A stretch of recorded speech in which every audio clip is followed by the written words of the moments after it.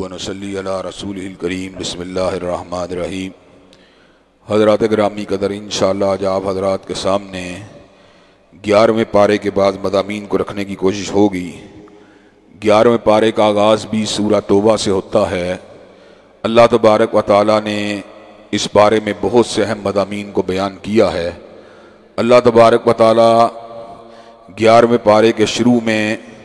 साबिकून अव्वलून यानी ईमान में सबकत ले जाने वाले मुहाजिर और अंसार सहाबा के दर्जात का जिक्र करते हैं।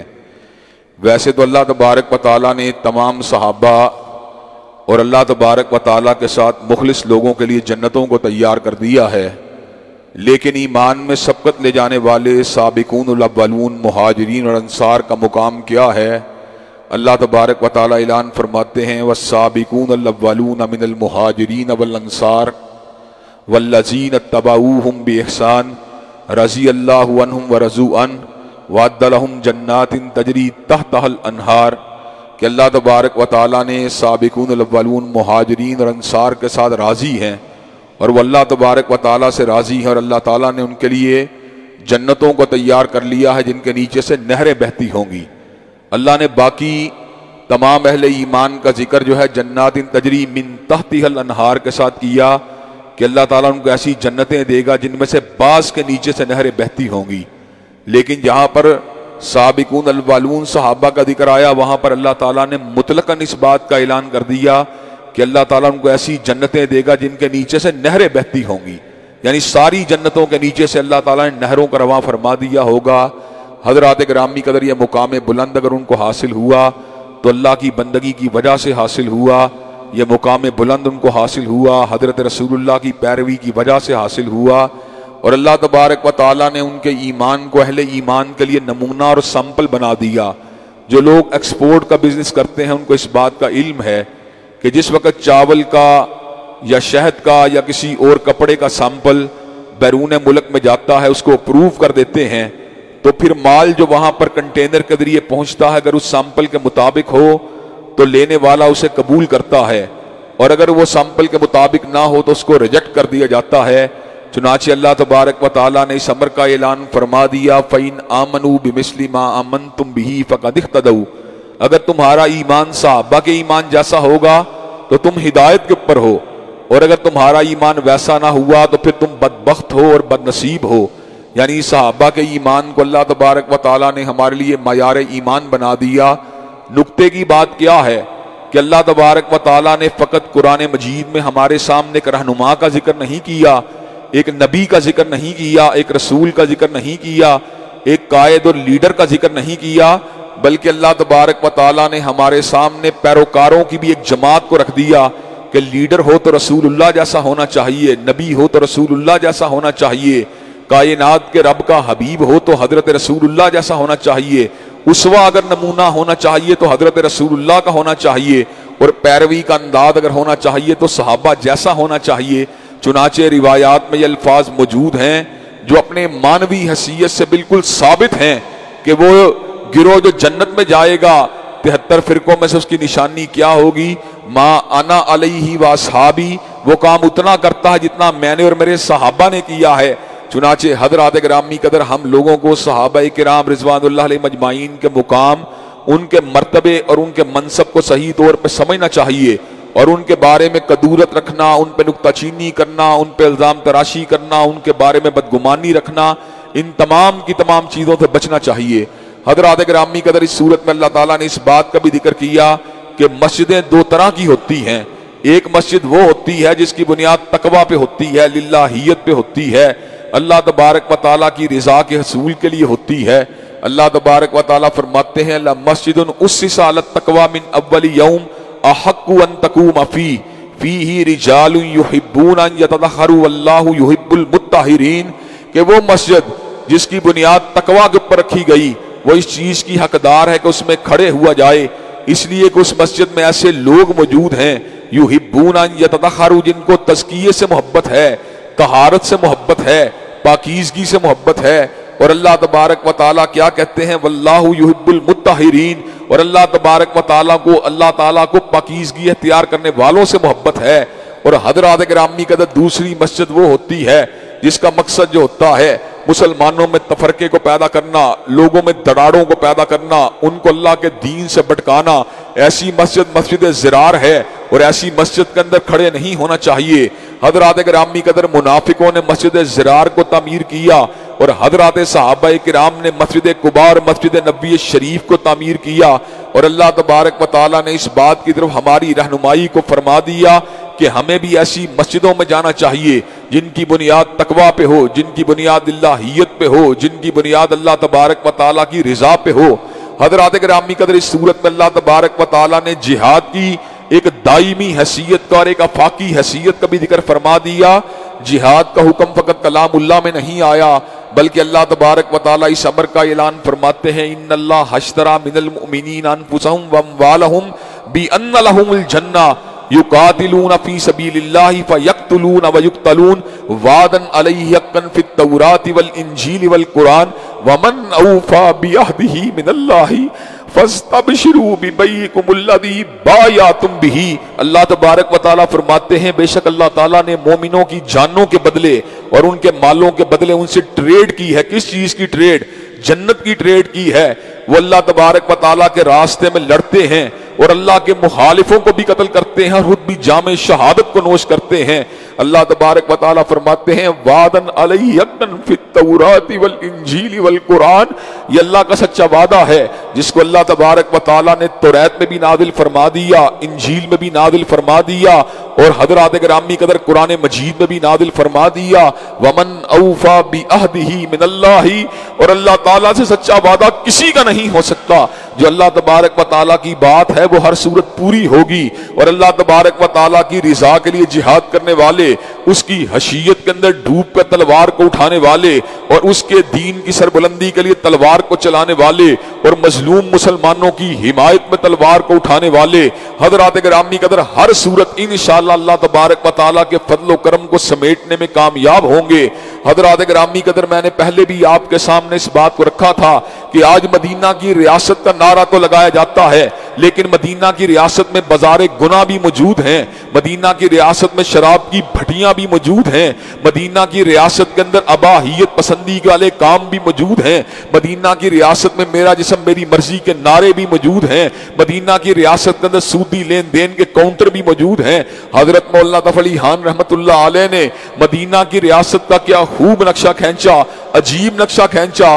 کہا ہاتھ میں تلوار ہو، ہاتھ میں تلوار ہو اور دل میں ہو خوف خدا، ہاتھ میں تلوار ہو اور دل میں ہو خوف خدا۔ یسربی تہذیب کتنی دل نشیں اور سادہ ہے۔ حضرات گرامی قدر اللہ تبارک و تعالیٰ کی حشیت کے ساتھ اللہ تعالیٰ کے راستے میں جہاد کرنے والے لوگ کامیاب ہی کامیاب ہیں، کامران ہی کامران ہیں۔ حضرات گرامی قدر اس صورت میں اللہ تعالیٰ نے اس بات کا بھی ذکر کیا کہ اللہ تعالیٰ کو مشرک اتنا ناپسند ہے، اتنا ناپسند ہے، اتنا ناپسند ہے کہ کسی نبی کو اس بات کی اجازت نہیں دی گئی اور نہ اہل ایمان کو اس چیز کی اجازت ہے کہ وہ کسی مشرک کے لیے دعائے مغفرت کریں، چاہے ان کا قریبی عزیز بھی کیوں نہ ہو۔ ما کان للنبی والذین آمنوا ان یستغفروا للمشرکین، کسی نبی اور کسی مومن کے لیے بات جائز نہیں کہ مشرک کے لیے دعائے مغفرت کرے۔ ہاں ہاں، حضرت ابراہیم علیہ السلام نے اپنے بابا آدر کے لیے جو دعائے مغفرت کی تھی اس کی وجہ یہ تھی کہ انہوں نے ایک وعدہ کیا تھا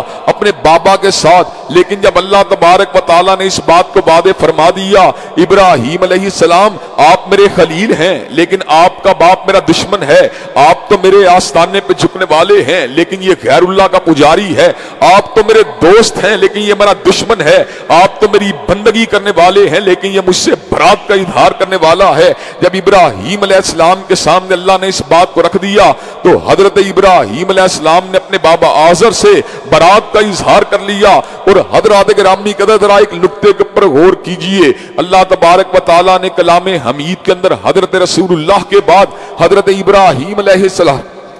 سیرت و کردار کو ہم سب کے لیے نمونہ بنا دیا، لیکن پوری زندگی کے فقط ایک واقعے کو نمونہ نہیں بنایا، پوری زندگی پوری کی پوری زندگی کو نمونہ بنا دیا، لیکن ایک ایکسپشن دی، ایک استثناء دیا کہ ابراہیم کی پوری زندگی تمہارے لیے نمونہ ہے۔ قد کانت لکم اسوۃ حسنۃ فی ابراہیم، تم سب لوگوں کے لیے ابراہیم علیہ السلام کی زندگی نمونہ ہے، اور اس کے یاروں کی زندگی بھی نمونہ ہے۔ اذ قالوا لقومہم انا براء منکم مما تعبدون من دون اللہ، ہم تم سے بھی برات کا اظہار کرتے ہیں اور تمہارے معبودوں سے بھی برات کا اظہار کرتے ہیں۔ کفرنا بکم وبدا بیننا وبینکم العداوۃ والبغضاء ابدا حتی تؤمنوا باللہ وحدہ، ہم تمہارا انکار کرتے ہیں اور ہمارے اور تمہارے درمیان عداوت کی بنیادیں ڈل چکی ہیں ہمیشہ کے لیے، یہاں تک کہ تم توحید قادر مطلق پہ ایمان نہیں لے آتے۔ الا قول ابراہیم علی ابیہ لاستغفرن لک، مگر جو ابراہیم نے ایک بات کہی تھی کہ میرے باپ میں تمہارے لیے دعائے مغفرت کروں گا، ابراہیم کی وہ بات تمہارے لیے نمونہ نہیں ہے۔ حضرات گرامی قدر کس طرح کی بات ہے، ابراہیم امام للناس ہے، ابراہیم خلیل اللہ ہے، ابراہیم انبیاء کا جد امجد ہے، ابراہیم امت قانتا للہ ہے، ابراہیم امت حنیفہ ہے، ابراہیم رب کا چنیتا ہے، ابراہیم رب کا برگزیدہ ہے، لیکن ابراہیم کی پوری زندگی میں یہ بات نمونہ نہیں کہ میرے بابا تیرے لیے دعائے مغفرت کروں گا۔ اللہ کو مشرک کتنا ناپسند ہے،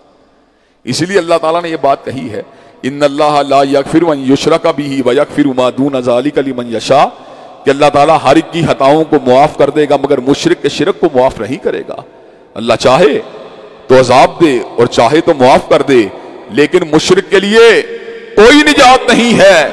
کوئی ٹھکانہ نہیں ہے۔ حضرات گرامی قدر، اور یہ بھی واقعہ حدیث پاک میں آیا ہے کہ آزر قیامت کے دن حضرت ابراہیم کے پاس آ کے یہ بات کہے گا کہ بیٹے آج تیرا مقام بڑا بلند ہے، اپنے رب کو کہہ مجھے معاف کر دے۔ حضرت ابراہیم علیہ السلام اپنے بابا کے کہنے پہ پروردگار عالم کے سامنے اپنے باپ کے لیے جس وقت استدعا کریں گے، اللہ تبارک و تعالی خون کے اندر لتھڑے ہوئے بجو کی شکل میں آزر کو جہنم کی گہرائیوں میں پھینک کر اس بات کو ثابت کر دے گا کہ اللہ تبارک و تعالیٰ کے یہاں پر مشرک کے لیے کوئی مغفرت نہیں ہے۔ حضرات گرامی قدر، اس صورت میں اللہ تعالیٰ نے اس بات کا بھی اعلان فرما دیا، یا ایھا الذین آمنوا اتقوا اللہ وکونوا مع الصادقین، اے ایمان والو اللہ تعالیٰ سے ڈرنے والے بن جاؤ اور جب بھی ساتھ دیا کرو سچے لوگوں کا ساتھ دیا کرو۔ حضرات گرامی قدر، ہمارے معاشرے کے سماجی سیاسی مسائل پتہ کیوں ہیں؟ ہم سچوں کا ساتھ نہیں دیتے، ہم پارٹی کا ساتھ دیتے ہیں، ہم برادری کا ساتھ دیتے ہیں، ہم دھڑے کا ساتھ دیتے ہیں، ہم مفاد کا ساتھ دیتے ہیں، ہم لالچ کا ساتھ دیتے ہیں، ہم پیٹ کا ساتھ دیتے ہیں، ہم ضرورت کا ساتھ دیتے ہیں۔ حضرات گرامی اگر انسان سچوں کا ساتھ دینے والا بن جائے تو معاشرے کے اندر ظلم کا خاتمہ ہو سکتا ہے، معاشرے کے اندر امن اور انصاف کا دور دورہ ہو سکتا ہے، معاشرے میں ناانصافی کے خاتمے کے لیے اور معاشرے کے اندر امن و امان کے قیام کے لیے اہل ایمان کو اللہ سے ڈرتے ہوئے سچوں کا ساتھ دینا چاہیے۔ حضرات گرامی قدر، اس صورت میں اللہ تعالیٰ نے اس بات کا بھی ذکر فرما دیا کہ تمام کے تمام اہل ایمان کو ایک معاشرے کے اندر دین کی تعلیم کو حاصل کرنے کے لیے نکلنا ضروری نہیں۔ ما کان المؤمنون لینفروا کافہ فلولا نفر من کل فرقۃ منہم طائفہ، لیکن اہل ایمان کے ہر علاقے میں سے، ہر بستی میں سے، ہر کلونی میں سے ایک گروہ ایسا ضرور ہونا چاہیے جو دین کے علم کے لیے اپنے آپ کو وقف کیے رکھے۔ حضرات گرامی قدر، معاشرہ بنتا ہے تمام سیگمنٹس کے اندر ماہرین کے پیدا ہونے سے۔ معاشرے کو اچھے ڈاکٹروں کی ضرورت بھی ہوتی ہے، معاشرے کو اچھے طبیبوں کی ضرورت بھی ہوتی ہے، معاشرے کو اچھے انجینئر کی ضرورت بھی ہوتی ہے، معاشرے کو اچھے کسانوں کی ضرورت بھی ہوتی ہے، معاشرے کو اچھے تجار کی ضرورت بھی ہوتی ہے، معاشرے کو اچھے معمار کی ضرورت بھی ہوتی ہے، معاشرے کو اچھے ٹھیکیدار کی ضرورت بھی ہوتی ہے، معاشرے کو اچھے جج کی ضرورت بھی ہوتی ہے، لیکن معاشرے کو اچھے علماء کی ضرورت بھی ہوتی ہے۔ چنانچہ تمام مومن اگر باہر نہیں نکلتے تو اہل ایمان کے ہر طبقے میں سے بعض لوگ ایسے ہونے چاہیے جو دین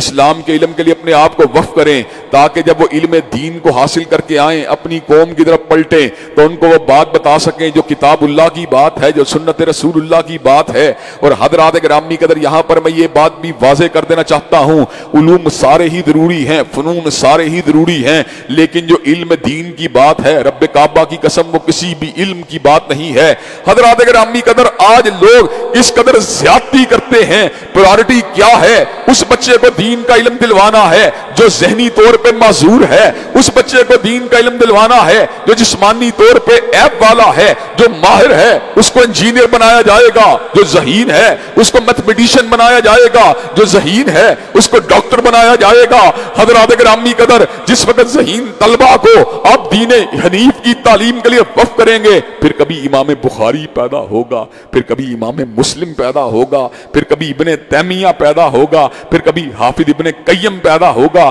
پھر کبھی حافظ ابن کثیر پیدا ہوگا، پھر کبھی شاہ ولی اللہ پیدا ہوگا، پھر کبھی سید اسماعیل شہید پیدا ہوگا، پھر کبھی ثناء اللہ پیدا ہوگا، پھر کبھی علامہ ظہیر پیدا ہوگا، پھر کبھی حبیب الرحمان پیدا ہوگا، پھر کبھی احمد دیداد پیدا ہوگا، پھر کبھی ڈاکٹر ذاکر نائک پیدا ہوگا. حضرات گرامی قدر معاشرے کو جس طرح اچھے سائنسدانوں کی ضرورت ہے اسی طرح معاشرے کو اچھے علماء کی بھی ضرورت ہے. اور حضرات گرامی قدر یہ ہماری ذمہ داری ہے کہ ہم اپنی اولادوں میں سے جو ٹیلنٹڈ لوگ ہیں ان کو علم دین کے لیے وقف کر دیں. حضرات گرامی قدر بہترین انسان کون ہے؟ خیرکم من تعلم القرآن وعلمہ. بہترین آدمی وہ ہے جو قرآن کی تعلیم کو حاصل کرنے والا ہو اور قرآن کا علم دلوانے والا ہو. چنانچہ حضرات گرامی قدر میں آپ کے سامنے آج یہ بات کو اپنے دل کے دکھ کو رکھنا چاہتا ہوں. آج عیسائی مشنری نے اپنے معاملات کو آگے بڑھانے کے لیے اپنے نوجوانوں کو بائبل کی ڈیلیوری کے لیے انگیج کیا،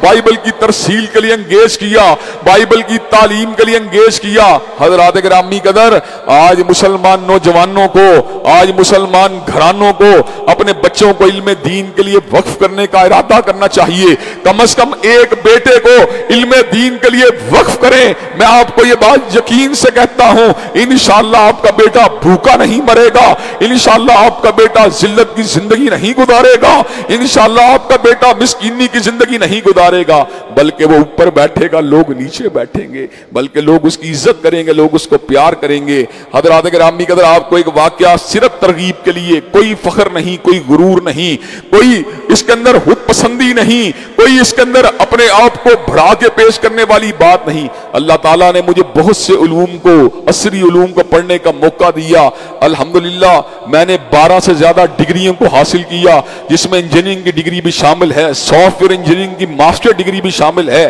حضرات گرامی قدر میں کئی مرتبہ سوچتا ہوں اگر میں کسی فرم کے اندر، اگر میں کسی انڈسٹری کے اندر انجینئر ہوتا تو حضرات گرامی قدر 4 روپے کما لینے کے باوجود بھی میں کتنا زیادہ، کتنا کو اپنے لیے یا اپنے اہل خانہ کے لیے کس حد تک خیر کو جمع کر لیتا. حضرات گرامی قدر doctor Zakir Naik MBBS doctor ہیں، اگر وہ اپنے پریکٹس کے اندر ہوتے تو کس حد تک وہ اپنے لیے خیر کو جمع کر لیتے. آج سے کوئی 7-8 برس پہلے کی بات ہے، ہم دبئی کے اندر موجود تھے. دبئی کے بڑے بڑے تاجروں نے ہم سے اس محبت کا مظاہرہ کیا، ہم سے اس عقیدت کا مظاہرہ کیا، ہمیں ہماری گاڑیوں کے دروازوں کو کھولا، حتیٰ کہ ہمارے جوتوں کو اٹھا لیا. میرے ذہن میں یہ خیال آیا اگر یہ انجینئرنگ کی تعلیم ہوتی یا میڈیسن کی تعلیم ہوتی تو آج یہ سرمایہ دار اور تاجر اتنی پیار، محبت اور عزت افزائی کا مظاہرہ نہ کرتے. یہ جتنی عزت ہے، یہ جتنی محبت ہے، یہ جتنی عقیدت ہے، یہ جتنا احترام ہے، یہ جتنا پیار ہے، یا رب کے قرآن کی وجہ سے ہے یا کالی کملی والے کے فرمان کی وجہ سے ہے. حضرات گرامی کا چنانچہ آپ کو اپنے بچوں کو علم دین کے لیے لازماً وقف کرنا چاہیے. علم دین معمولی علم نہیں، یہ تو ایک بحر بے قرار ہے، یہ تو ایک سمندر ہے جس میں جتنا بھی تیرتے چلے جائیں اتنا ہی کم ہے. کہیں علم فقہ ہے، کہیں علم حدیث ہے، کہیں علم تفسیر ہے، کہیں علم النحو ہے، کہیں علم الکلام ہے، کہیں پر فقہ الواقع ہے، کہیں پر دین کی سربلندی کے لیے جد و جہد کرنے والے ادارے ہیں، کہیں پر ابلاغ ہے، کہیں پر تبلیغ ہے، کہیں پہ افتاء ہے، کہیں پہ مسائل کی تحلیل ہے. حضرات گرامی قدر ان تمام کے تمام معاملات کو انجام دینے کے لیے امت کو عبقری لڑکوں کی ضرورت ہے، عبقری نوجوانوں کی ضرورت ہے، جینیس لوگوں کی ضرورت ہے، ایکسپشنلی ذہین لوگوں کی ضرورت ہے. اگر یہ سارے کے سارے ذہین لوگ ہمیں میسر آ جائیں تو اللہ تبارک و تعالیٰ کے فضل و کرم سے وہ دن دور نہیں جب پوری دنیا کے اندر دوبارہ اسلام کا پرچم بلند و بالا ہو جائے گا. حضرات گرامی قدر اس صورت میں اللہ تعالیٰ نے اس بات کا بھی ذکر فرما دیا کہ حضرت رسول اللہ صلی اللہ علیہ وسلم کی ذات اقدس کے اندر بہت ہی اللہ تعالیٰ نے رحمت کو، محبت کو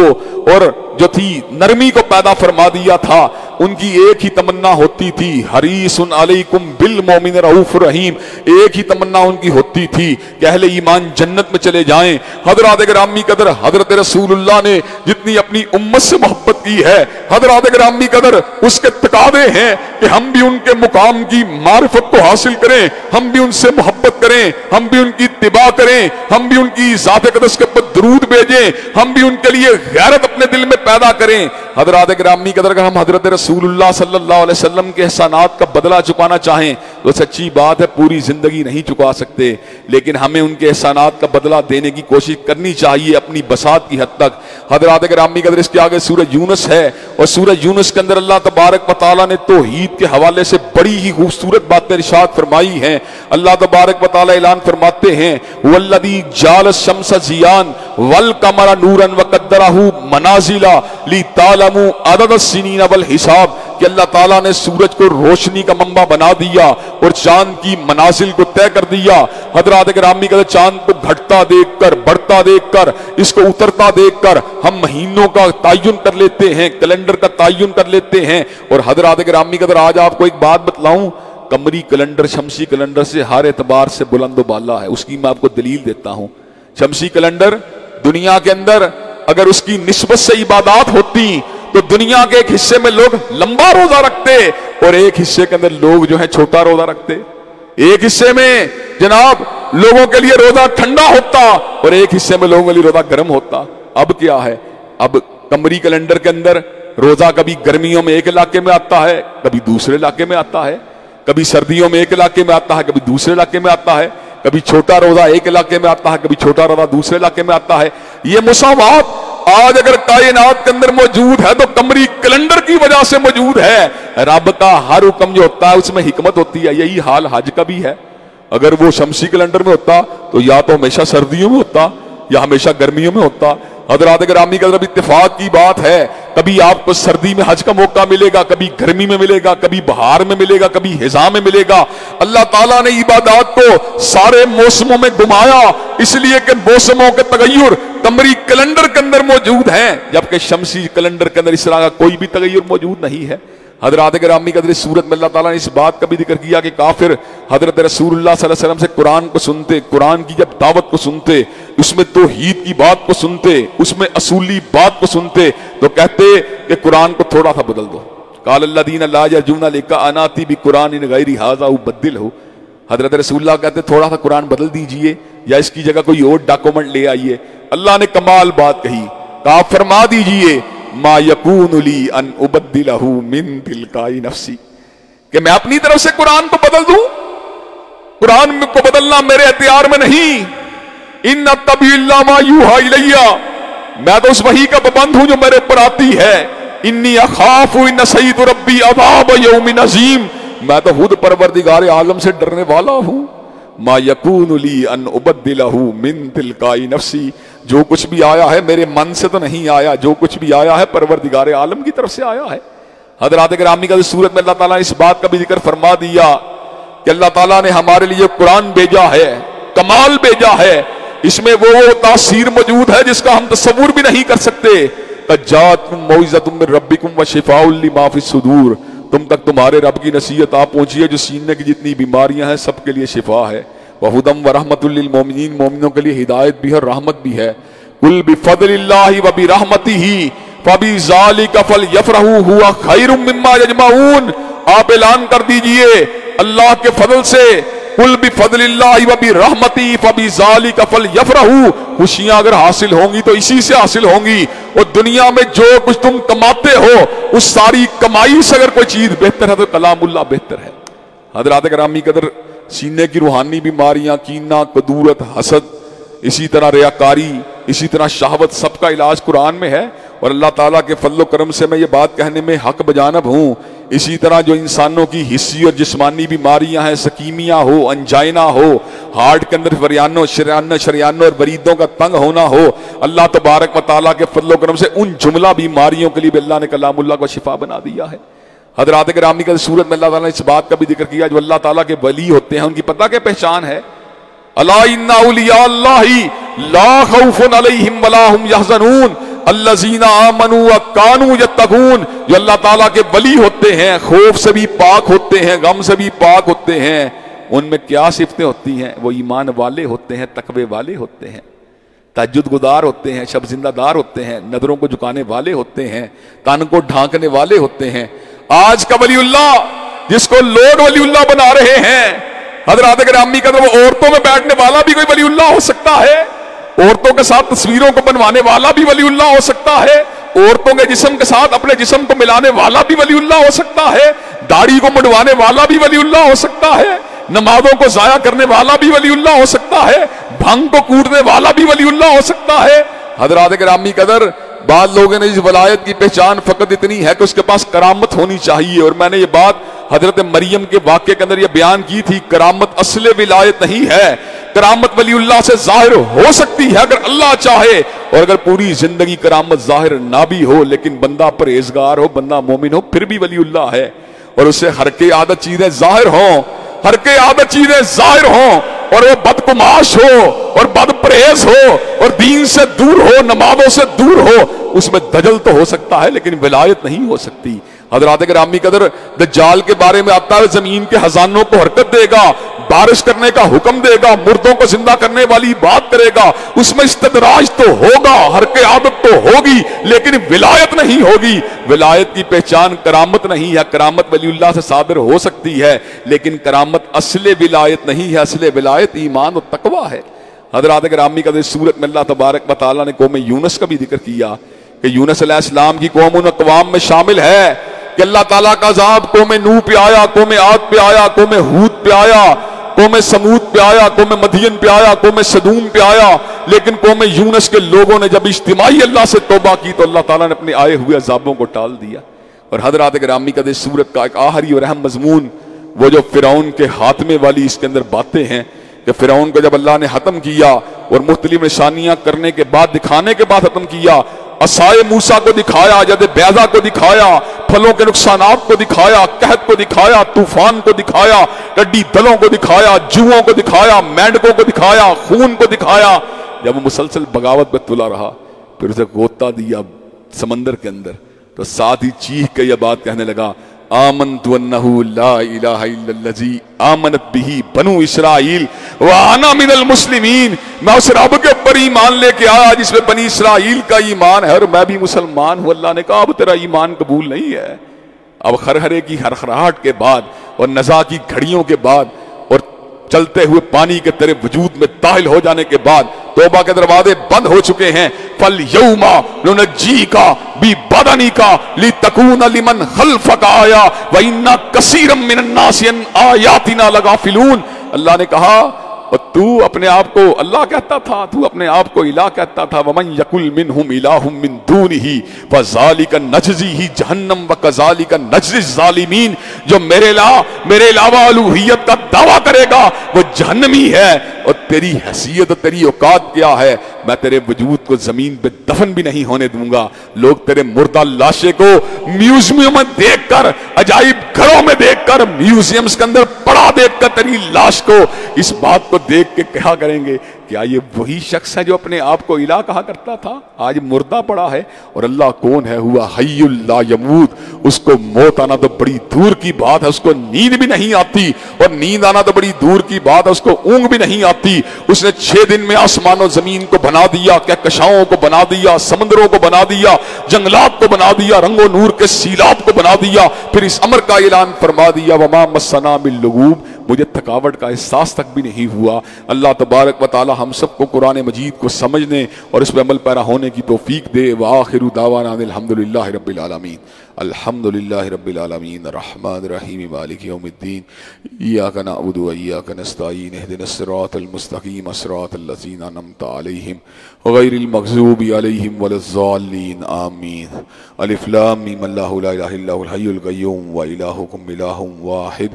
لا الہ الا هو الرحمن الرحیم۔ اللہم صلی علی محمد وعلی آل محمد کما صلیت علی ابراہیم وعلی آل ابراہیم انک حمید مجید۔ اللہم بارک علی محمد وعلی آل محمد کما بارکت علی ابراہیم وعلی آل ابراہیم انک حمید مجید۔ اے اللہ ہم سب کے گناہوں کو معاف فرما،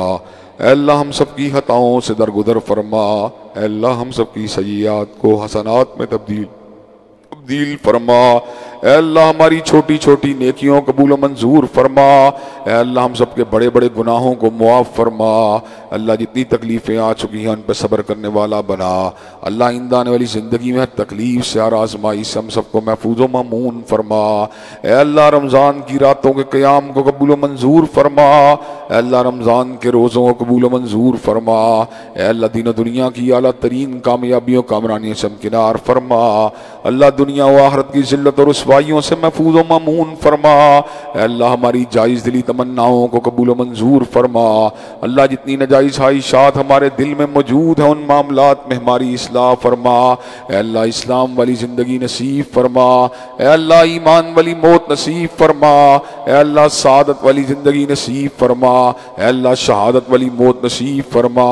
ربنا آتنا فی الدنیا حسنۃ وفی الآخرۃ حسنۃ وقنا عذاب النار، اللہم صلی علی محمد وعلی آل محمد کما صلیت علی ابراہیم وعلی آل ابراہیم انک حمید مجید، اللہم بارک علی محمد وعلی آل محمد کما بارکت علی ابراہیم وعلی آل ابراہیم انک حمید مجید، سبحان ربک رب العزت عما یصفون والسلام علی المرسلین والحمد للہ رب العالمین۔